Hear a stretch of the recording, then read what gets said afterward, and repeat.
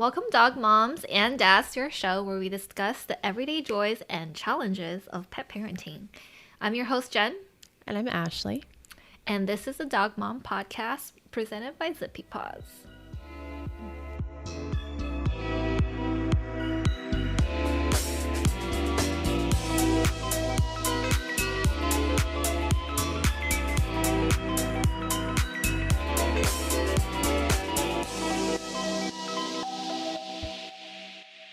And we're twins once again today. Once again. Oh my gosh. 2 times in a row. What did we wear last time? Oh, it was pink. Yeah. And which is unusual for you. That's what I was going to say. Yeah, that pink is rare. Black, I feel like, is a little bit more, but black kimonos with like this whole white pattern vibe is Okay. I swear we did not coordinate. We weren't like, in a middle school and be like, hey, what are you wearing to the podcast? I want to wear the same thing. We're just that in sync. It's actually kind of scary. I mean, I feel like I talk to you more than almost anybody because I talk to you all day for work, and then it never fails. There are times where we're talking on Instagram and Slack and text. That's true. And sometimes there are different stories. Sometimes they're the same conversation that just migrates. But like sometimes we have 3 full conversations going. And then we have our podcast too, which is the longest. I think a lot of people can relate, right? Because there's so many different apps and communication devices. Like sometimes like you're sending me a meme through Instagram and then I respond to it. But then we also carry our work conversation over to Instagram, and then if it's during work hours, then I'll go back to Slack to message you because it's hard to talk on, type on the phone, and it's just a weave of different things. And I know I tell you things for sure, so then if I'm talking to other people, I'm like, okay, did they hear the story or did only Ashley hear the story? Right. I feel like I do that all the time. And I mean, then we just downloaded Clubhouse, and what was it, Saturday night? I think it was Saturday night when we were testing. You were brushing your teeth. It was 12:30 at night. And I just remember Nico waking up because I was like, oh, he's passed out. He's done. And he woke up and he looked at me and he rolled over and went back to sleep. But the next morning when we were waking up, he goes, were you talking to Jen last night? It was like 1 a.m. It was so late. But it was amazing. Yeah. And then we were like, why don't we just save this conversation for the podcast? Because it was pretty relevant because we were talking about, how we feel about, I can't even remember what we were talking about. What was it? Was it relevant? I thought it was like, I don't remember what we were talking about. Okay. At the time I thought it was relevant, so I was like, oh, why don't we just save it for the podcast? But I think it was like rooftop bars, exclusive rooftop bars, and then it migrated to it was talking about meditation and how meditation is garbage. Well, I mean, to us, we were just talking about, a lot of people are talking about meditation, and they were like, wake up every morning and have a glass of ice cold water with lemon, and I journal for 30 minutes, and then I meditate for 15 minutes, and I feel amazing, and I do this at 4 a.m. every single day. And that's awesome if you do that and that helps you. But I just feel I feel like an imposter because I can't do all that stuff. And then you hear about successful people always wake up at 5 in the morning and they do this every single day. And we were just talking about like our signs. Like we just don't really do that. And that doesn't, it doesn't help me. It just gives me more anxiety that I'm not living up to a standard of like the successful CEO that wakes up at 5 a.m. and runs 8 miles a day. So it just makes me feel worse, I think. I mean, I wake up early. I wake up early because the dogs are on a schedule where they wake up early, and I typically start work early, but it's not because I'm successful. It's because I know no one's going to bother me for like 2 hours. If I start working really early, I get a lot done. And then when the rest of my team wakes up essentially and is starting to work, then I can give them that one-on-one attention, which has actually worked, I think, fairly well. I feel like they've grown at a faster pace because of it, but I'm also able to get stuff done. And I just adjusting hours. And then 3 hours later, I wake up and then we start talking. So I do that too, but I do my work in the evenings, like after dinner. That's when I like do all the stuff with China, and I finish all my personal work. So during the day, I keep myself pretty much available to things that come up, and it's like the same thing, except you do it when you should, and I do it when I shouldn't be. So not really though, because I think that also might be a reason why our team has been so successful, because they've got access to either you or I at essentially any given time. And I know I've been pretty vocal on the podcast and with our team talking about how with marketing, if you're getting inspiration at weird hours, take those weird hours. Try not to work, 12 hours a day. But if you want to work some in the morning, take a longer lunch, work later in the afternoon, that's fine. And I think they're doing that. At least our managers and our higher level associates are doing that. But they can bounce stuff off of you or I at any given time, because where I might not necessarily be available at 7 o'clock at night, I'm also available at 7 o'clock in the morning. So we might just inadvertently be cultivating a fantastic workplace.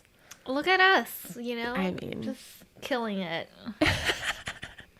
I know, because I sometimes talk to the web guys at night, because they're always on at night.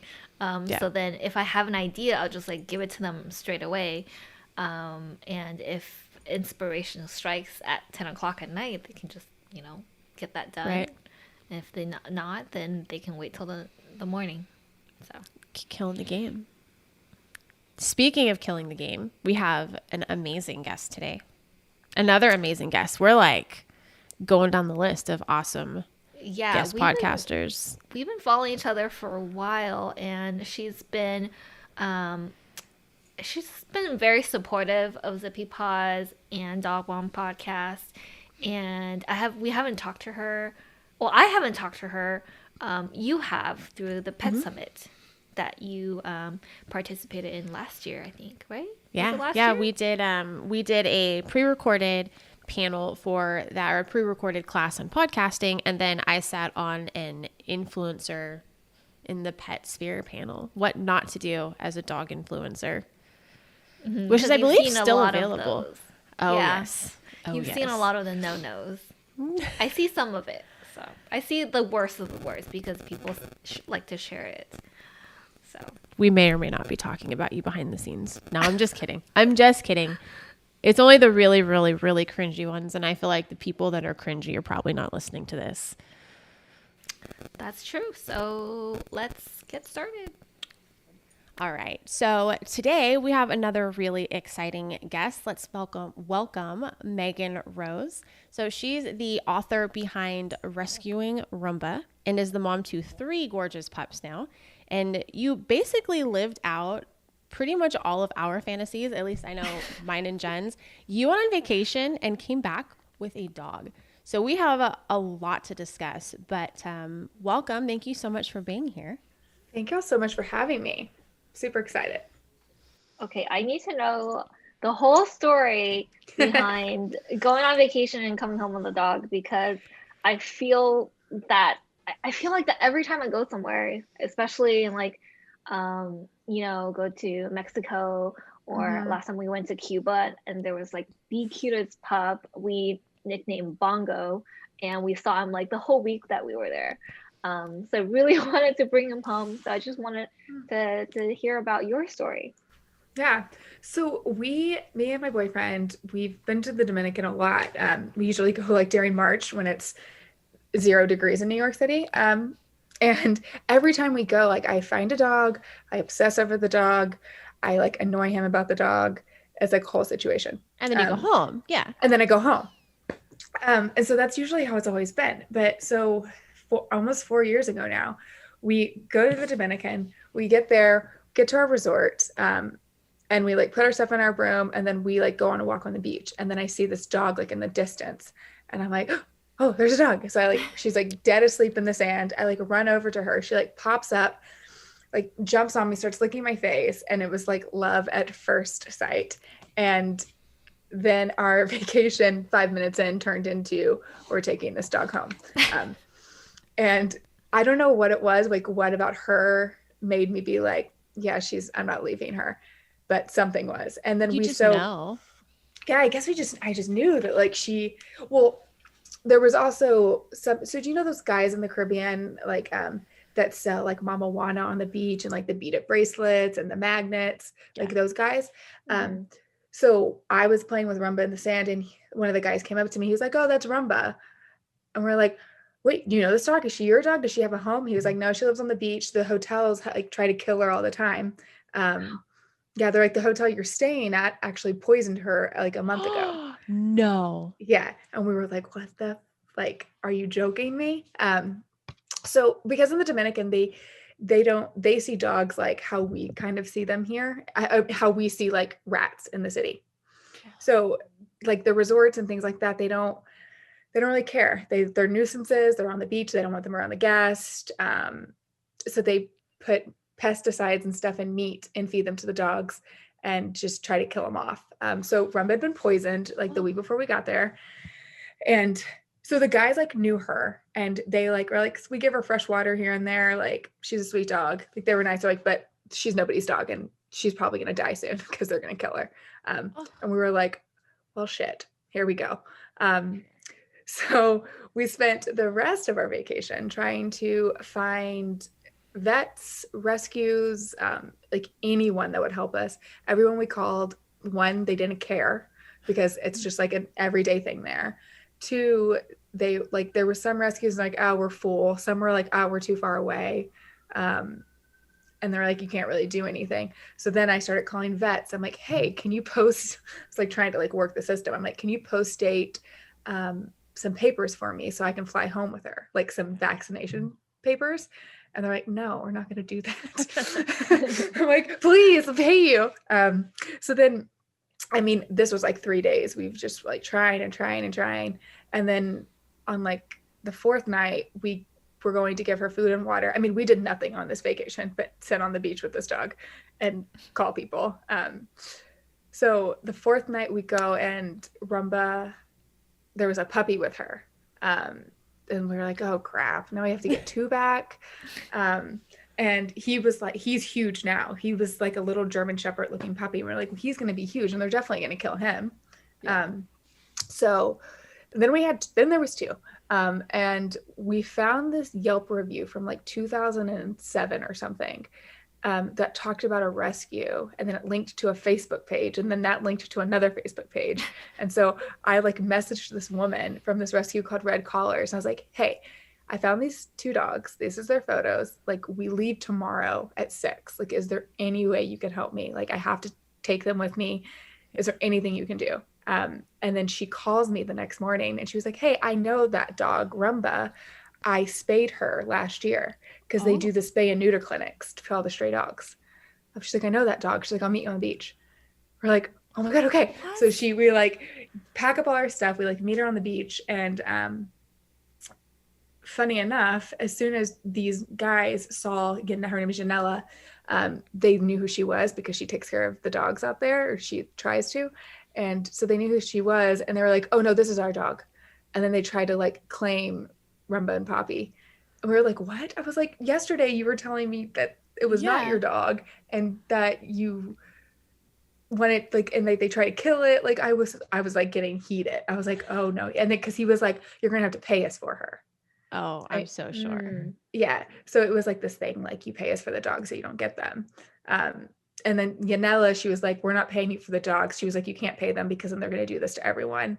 But it was like, our flight was getting closer. Like, there was no way we were leaving without them.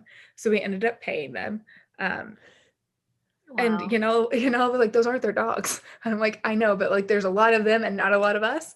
Yeah. So let's just give them a few bucks and leave. So then we like get in the car with this woman who we don't know, and we drive like 30 minutes into the island to go to a vet to get the dogs checked. And then we drove with her to her shelter.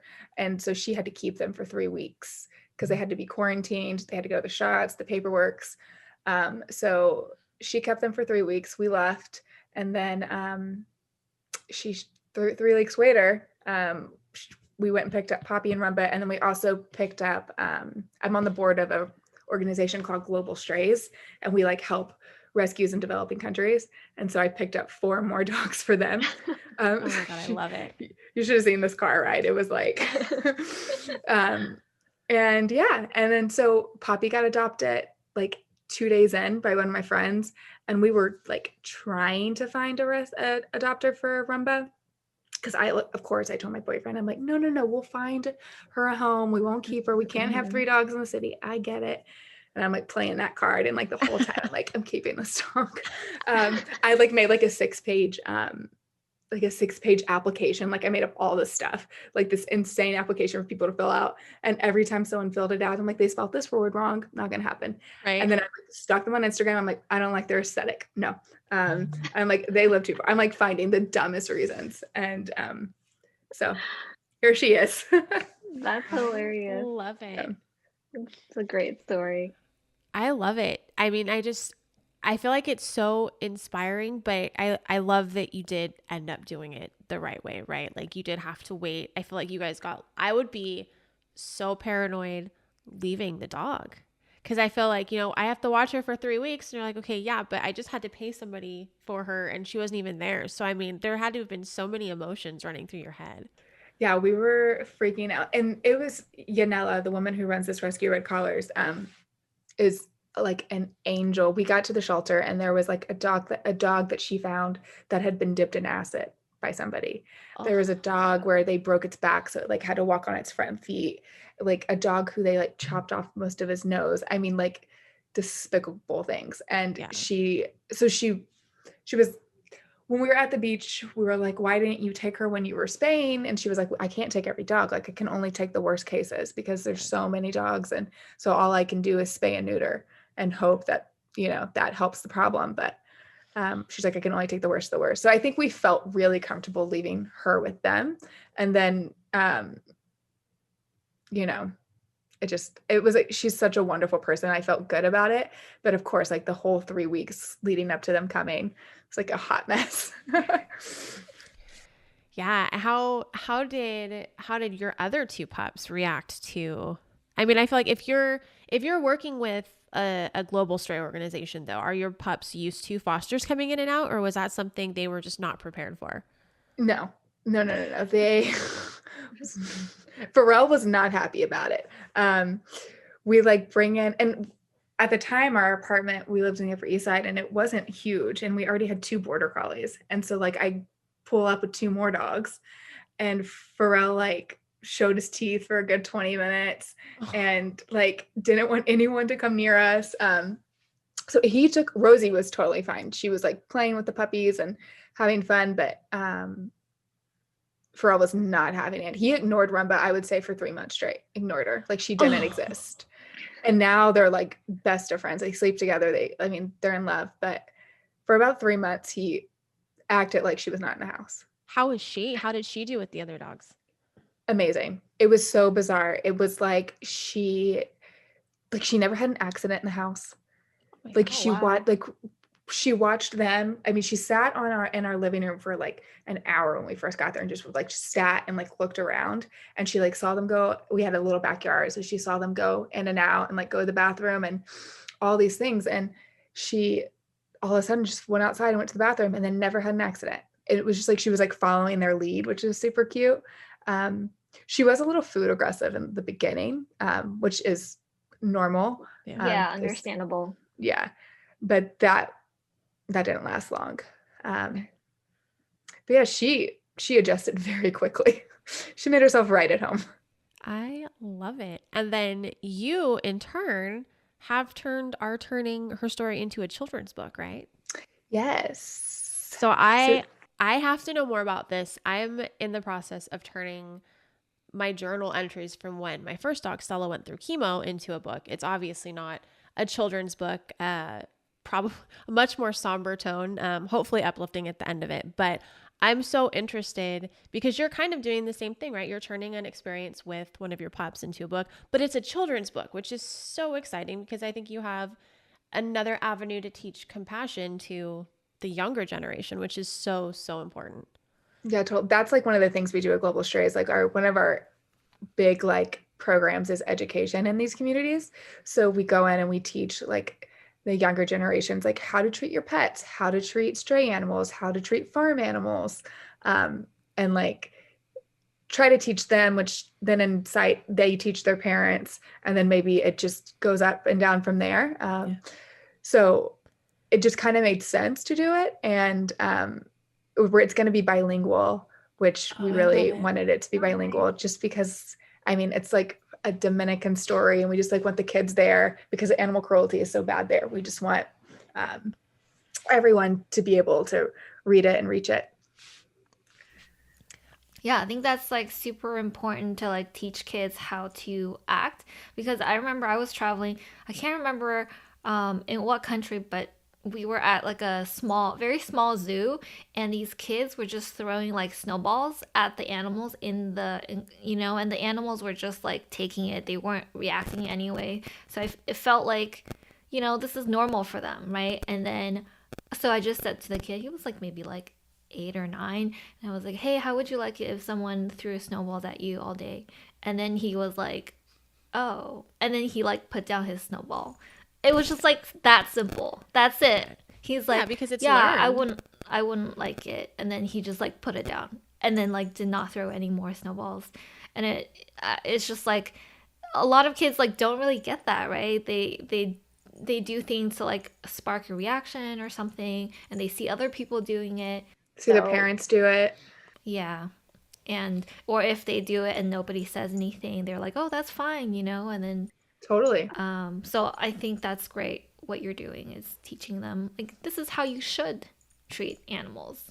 Yeah, we're super excited about it. And it was like for the longest time I didn't even want to do it. And like my mom was pushing me to do it. And then we got like a few people on social media asking if we would do it, like if we should do this a book. And then a publisher reached out, and it was just like perfect timing. And writing a kid's book is super hard. I was like, yeah, this will be so easy. No, not easy. It's like fitting a whole story into 1,000 words. And then, and I had to like change myself to a little girl, and my boyfriend's my dad. It's like this because like they don't understand boyfriend, girlfriend on a vacation. So it's been a process, but super exciting. And when is that supposed to come out? Is that out? That's not out yet, right? No, the fall. Exciting. Oh, You're nice. so close. So close. Super excited about it. I love it. So were you involved in the pet industry prior to bringing Rumba home? Actually, like, funny story. I moved to New York for fashion. I'm like a fashion merchandising major. And I like worked at 9 West on product development, Kate Spade. And then I was on the buying team at Macy's. And right before we went to the DR, I quit my job at Macy's, like cold turkey, because I was doing Gal's Best Friend, and like that was kind of taking off, and I just like wanted to be involved in the dog world. So I just quit. Like I was like, I can't do this anymore. It was just because like in the fashion world, especially like on the buying side, it's like if you don't meet sales for one day, it's like the world is ending, people are dying, this whole saga. And I'm like, guys, it's gonna be okay, right? It's gonna be okay. We're gonna, and I just like couldn't deal. Like if it was like a serious issue, like if dogs were dying, then yeah, I get the freak out. But so I left, and then when I got back with Rumba, I started working at Dog Spot, which used to be called Dog Parker, which is those houses that are outside of like coffee shops and bodegas and grocery stores. So I worked there for about a year, and then I went to Rebel Dog, and now I am at Fi, which is the GPS smart collars. Yeah, it's a totally different realm going from fashion. I had 10 years of experience doing merchandising and marketing for fashion. So I actually did work for Kate Spade for a little bit. I worked for Anthropologie Free People. And yeah, moving from something that at the end of the day is so trivial into something where you're actually making an impact, it's ironically less stressful with a much better return. So like, I feel like you hit that on the head. Yeah, it was, and I like struggled with it for a long time. Like, like I moved to New York for this. Yeah. Like, this is like what I wanted my whole life. Like, and then I was like, I can't do it anymore. It's just first of all, the pay sucks. And like, it's not worth, it's not all it's hyped up to be. Headache. Yes. Yeah. Every time someone's like, oh, like, what should I want to major in fashion merchandising. I'm like, don't do it. Don't do it. All your classes will lie to you. It's not as fun as it seems. I promise. Yeah, it's just high-strung people, shallow people. I mean, don't get me wrong. I have tons of friends that are still in the industry that love it and are great people. But I would say a good 90% of the people are just, they take themselves too seriously. It's not as fun as it should be. I feel like fashion is no longer an art. It used to be an art form, and now it's with, the rise of fast fashion, it's just changed so drastically. And it's not a priority for people anymore either. So it's just. Yeah. So you did mention Gal's Best Friend taking off, and I would love to learn a little bit more about that. I feel like Megan is the Instagram queen. Jen and I were talking about this before we were just discussing this before we hopped on to start recording. I feel like we have we want to pick your brain on the Instagram side of the pet world as well, because I feel like you've got your profile, which I mean is fantastic. Then you've got Pharrell and Rosie's. You're also heading up Gal's Best Friend. And then we'll also delve into the Pet Summit as well, because I think our listeners are going to be interested in all of them. And you had mentioned when you were turning down applications for Rumba that you didn't want anyone with a bad aesthetic. And I feel like your aesthetic is on point across all of your channels, which is something I will probably never master on my personal channels in my lifetime. So, I mean, yeah, walk us through all of those. Yeah. I mean, so we started Gal's Best Friend. I randomly had I must have been looking at like something Navy's Instagram or someone like that back in the day. And I fell asleep, and then I had a dream that me and two of my friends from Dallas, who have dogs, and like we were all in a sorority together and cheered for the Rangers together, that we started this like dog blog, but not like the normal dog blog, like fashion meets lifestyle meets dogs. Because I mean, this was almost 5 years ago. And I mean, back then it was like WebMD style dog blogs. Like there wasn't like the dog mom thing going on. That wasn't a thing yet. And so I called them the next morning. I'm like, hey, so I had this weird dream, never had a blog before, don't know how this works. What do you guys think? And they're like, let's do it. I'll go buy the domain now. And so we did it. And then it took about like a year to kind of take off. And it's just been so much fun. It's like brought in so many opportunities. Like every year in Dallas, we do these huge meetups. It's called Bitch and Brunch. And it's at this dog park bar called Mutt's. And we have like a few hundred people come every year. We have like adoptable dogs. We had an event here in Dallas a few years ago with WTF Frenchie and Tori Mystic. And we had like almost 500 people come. I mean, it's just like been so much fun to like get the dog community together, and like especially like the women of the dog community together.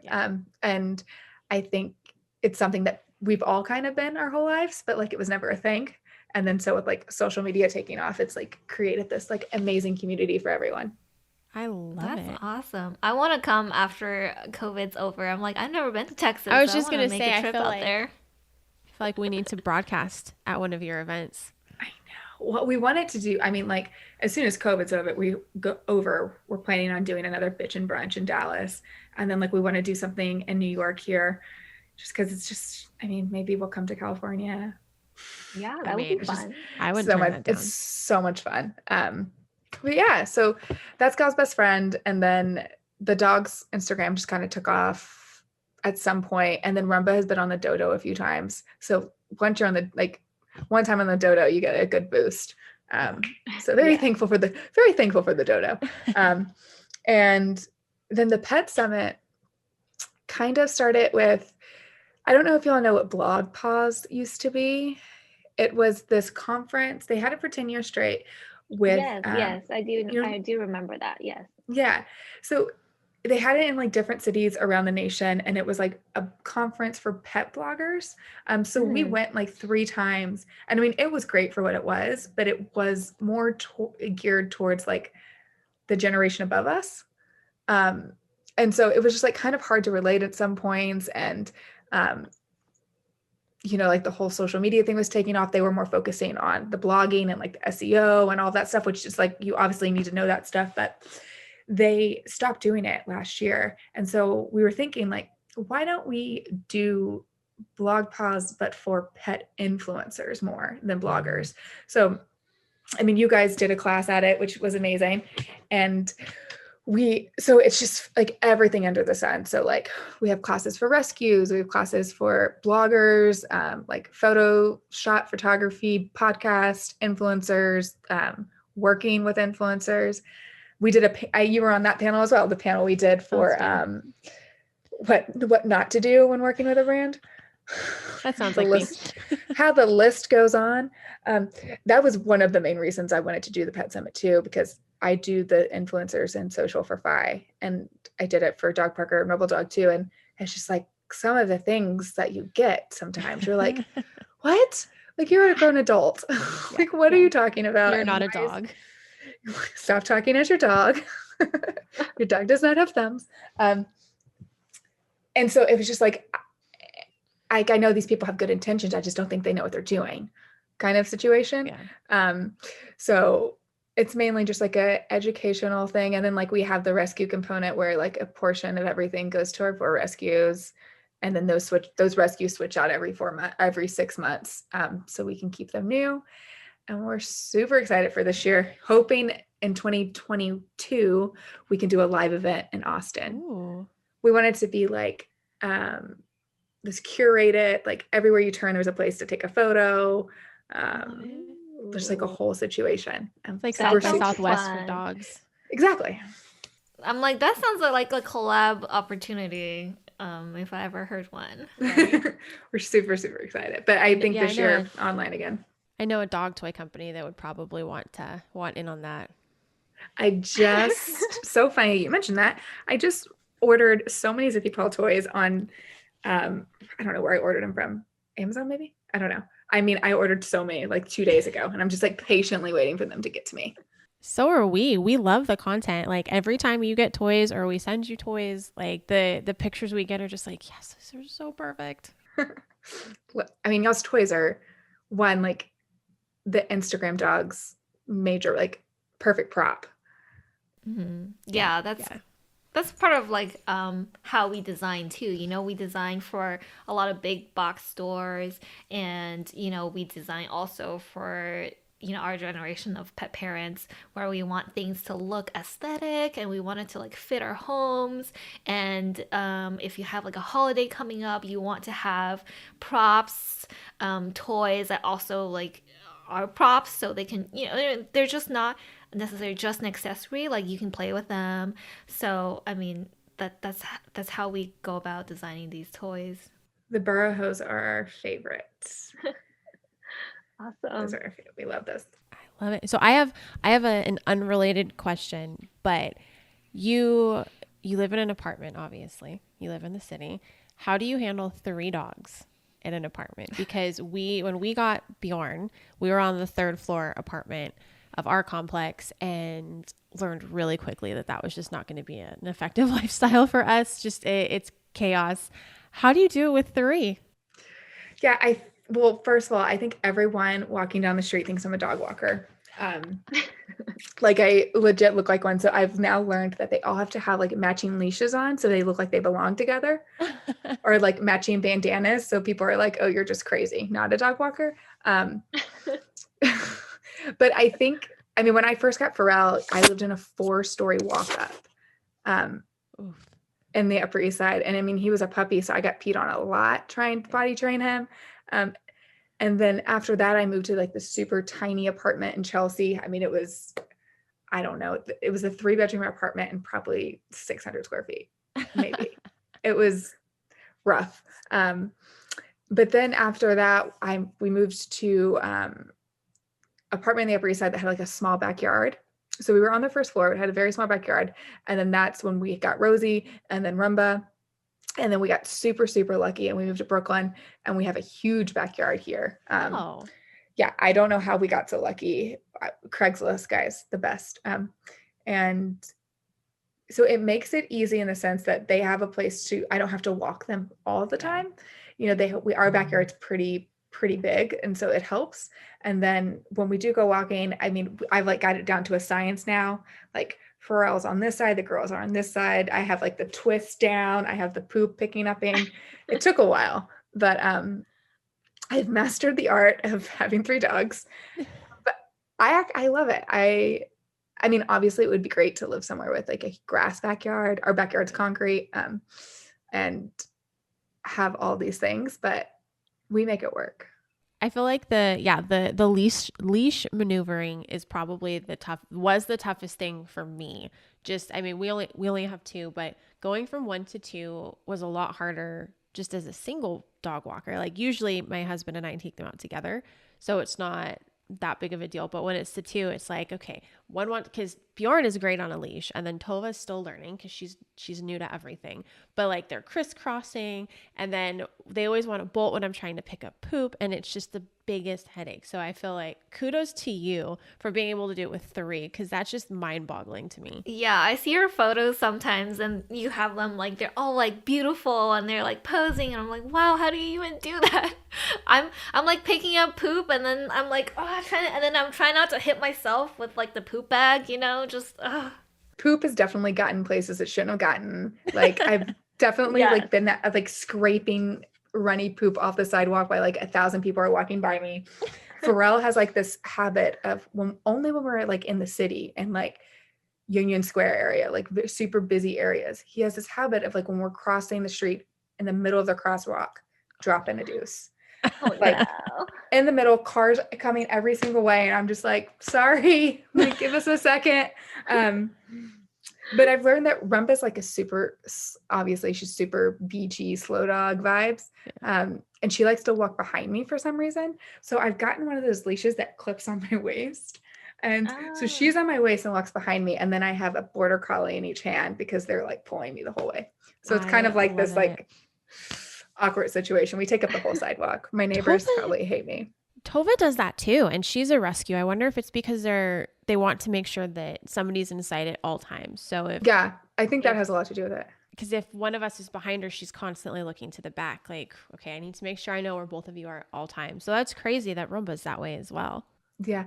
A dog trainer told me once that it's called like the pecking order. And so like Rosie is always like slightly ahead of Pharrell. So I guess he was saying that like Rosie's in charge of Pharrell's in charge of me, and I'm in charge of Rumba. And so like somebody explained it that way. And I was like, well, that does make sense. that makes a lot of sense because I feel like my little one Birdie, I feel like she's a runt of the litter. I got her from a breeder, and I think she's a runt because she acts very Runty, you know, like she's always like fighting for her food, and then she's always like she doesn't have to fight anybody, you know. It's very even and fair in my household, and she always has to fight. And when we're walking, she never crosses in front of me. She always waits until I keep walking and she crosses behind me. So I think she thinks that, you know, she's last. Well, although like I feel like sometimes she feels like she's queen of the castle. So it's funny because right? Rumba's like queen, like at home, Rumba, like if Pharrell has a toy, Rumba will casually get up, casually strut over, take it from him, out of his mouth, take it back to the couch and lay on top of it and go back to sleep. I love it.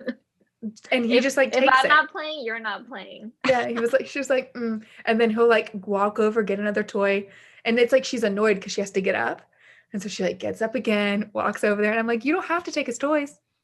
There's enough for everyone. Plenty, yeah. You're also sleeping. That's funny. Yeah, maybe they're like queens of their castle, but outside they're very yeah, you know, meek submissive. and Yeah. yeah. Did you want to ask Jen? I know the other question that Jen and I were pondering. Have you thought about changing Pharrell and Rosie's Instagram handle? I think about it all the time. I think about it all the time. And Rumba has like the biggest fan base. If I like post a picture and Rumba's not in it, or if I do like a stories and everyone's like, where's Rumba? What's Rumba doing? Why aren't you posting Rumba? I'm like, guys, like they're, I mean, like insane. And then I get like messages in Spanish and I can tell they're like aggressive, but I can't read them.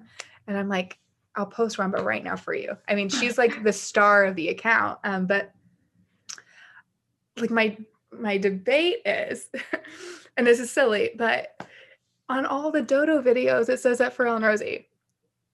Yeah. Oh. So, and they like repost them. So I'm like, if I change it, then it messes up your whole algorithm. Yeah, I see that. It's going to mess So you everything have up. to reach out to the Dodo and tell them to fix their videos. I'm like, can you edit the video and change my name to something else? I know, but then I'm also like, what am I going to call it? I was like thinking of names and I don't know because it can't be too long. The Rumba. Oh my God, that's so good. Damn Wait, it. what did you say? Sorry. Pharrell and Rosie do the Rumba. That's I mean, funny. you can at least grab the handle. I would grab it before I'm we going post this to. because you don't want someone to snatch it. I'm doing that. I'm gonna make a note real fast. That's the best thing. Okay, at Pharrell and Rosie do Rumba. Okay, because then if you type in Pharrell and Rosie, if you're looking for them, this will come up. Yeah, that is genius. And then you can probably still like once you swap it out, you can still hold on to the other handle and just direct people too. This is true. This is all very true. You've gotten rid of some of my fears. Did with Rumba, did you have any language barriers with her? No. See, that's crazy because when we rescued Tova, she was from Tijuana, and every time my mom is one of the only people in my life that actually listens to this podcast, I'm pretty certain. And every time I share this story, she always goes, well, make sure that you give me credit because she just loves this. But we had a tough time with Tova because she was so scared when we adopted her that she didn't understand. Like, we're just like, what are we doing wrong? And my beautiful mother comes over one day and rudely looks at me and goes, well, are you speaking to her in Spanish? I was like, no. And she goes, hola, and booking it down the hallway. She goes, well, yeah, you idiot. She doesn't speak English. And I feel like that. Of course. Yeah, because that's where my thought process was. But she, and I mean, to be fair, Tova learned English very quickly, especially dinner, food, walk, whatever. But I think that it helped ease her just because there was that familiarity. But I was just curious to see if it was just our dog that was weird or if it was multiple. I mean, don't get me wrong. When we first got her, she had a lot of issues with a lot of things. But when people talked to her in Spanish, she was a different dog. Yeah. Like her tail, like a full butt wag. Like okay. She liked when people talked to her in Spanish. And we had a lot of friends. We do have a lot of friends that speak Spanish. So every time someone was over, I'm like, can you just say something to her? It makes her happy. Yeah. But with me, she was fine talking English. I think she just wanted to be close, so she didn't really care. But we did have a problem with like darker skinned men. Really? It was like really bad. And I think it's because like Dominican men are very dark. Yeah. And she was like on the beach every time like a big man walked towards her, like one of the security guards, she would like dart away from us and we'd have to spend like 30 minutes looking for her, like super scared of them. And so for a while there, I had to like take treats on walks with her. And when I saw like a Hispanic guy or a Black guy, I'd be like, do you mind giving my dog a treat? I'm working on her race problems and we're getting there. Yes. But, and that's they're so like, smart though. Yeah. And some people were like, no, I'm not coming near your dog because she's like aggressively barking. Yeah. Super scared, tail tucked behind me. And I'm like, I swear she won't bite you. Just she'd do anything for food. And so a lot of guys would do it, but, I love it. She'd love my husband because he's Hispanic, but he is as white as they come. He does not look Hispanic at all, but he speaks Spanish. Perfect. I mean, she's fine. She's fine now with all colored men. She's great, but for a while there, it was rough. I took her to Dallas with me, and we were in the airport, and the TSA guy was, I think he was Hispanic. I don't really remember, but he was like a darker skinned Hispanic, and I thought like, oh, can you speak Spanish to her? Because she like covered and like tucked her tail. I'm like, can you just like say something to her in Spanish? And he did, and like nothing worked. So we had to get like another TSA agent over. It was like this whole process. But I asked the woman that came over, I was like, can somebody else come over, like a woman, but not a white woman? Like, I don't want her to like associate only white with good. So a Hispanic woman came over, and she was fine, perfectly fine. It was just the men. It's nice that you are aware of it though, right? And I think that because she wouldn't be that way if she didn't have really bad experiences. And I mean, clearly we're finding out that they were trying to poison her. So I can't imagine that her experience in the Dominican was that enjoyable to begin with. Yeah, probably not. I mean, the guy, there was like one main security guard at our beach at the hotel. And I mean, he was huge. He must have been like 6'5", huge guy. And every time he walked up, she just sprinted, like tail tucked, sprinted. So like, I don't know if he like hit her or anything. Poor baby. So I don't know if you want to answer this. I guess you can answer this question because we don't know the hotel that you were at. Are you ever going back to a hotel that you know tries to poison dogs?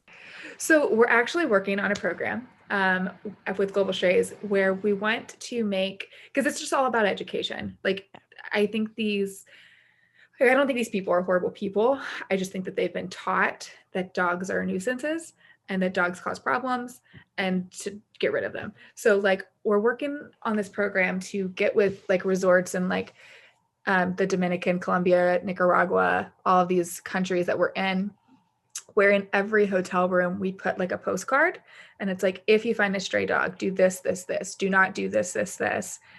You can contact and then put a local rescue.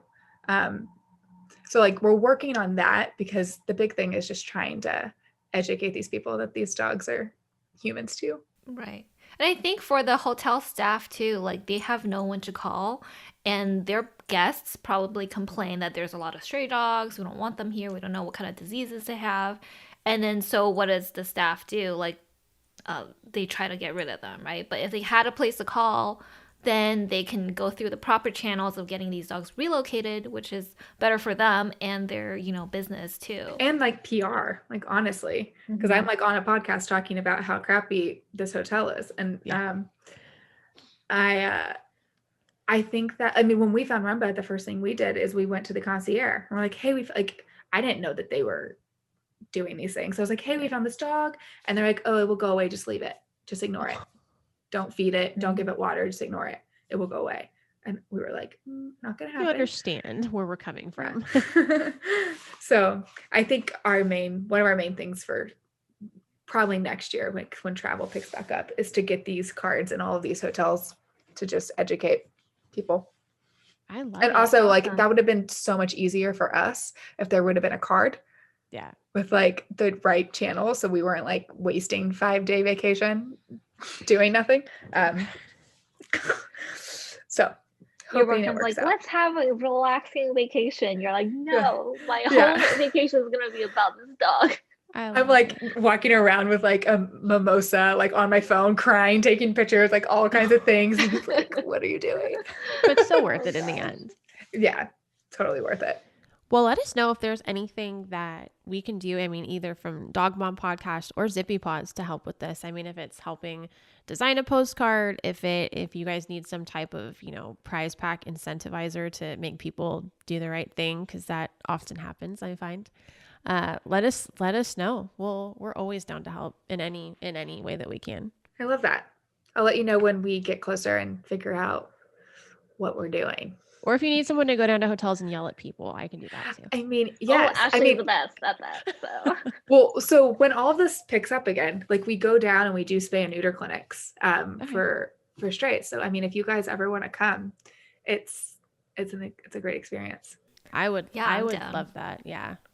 I joke about yelling at people, but I think your point in regard to in regard to educating is so much more important. But if push comes to shove and you need to be mean, like I'm 75% Russian. It's in my blood. Like I'm very capable of being mean without raising my voice. So no one knows that they're getting in trouble.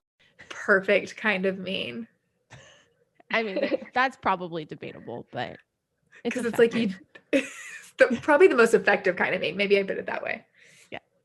Right. That low. Because you're like, yeah. You're like, what's happening right now? Temper, Nico might disagree, but that's fine. He's always like, whenever we go someplace, if I get, if I get irritated or I start losing my temper, he can always see it in my eyes, and he's just like, don't.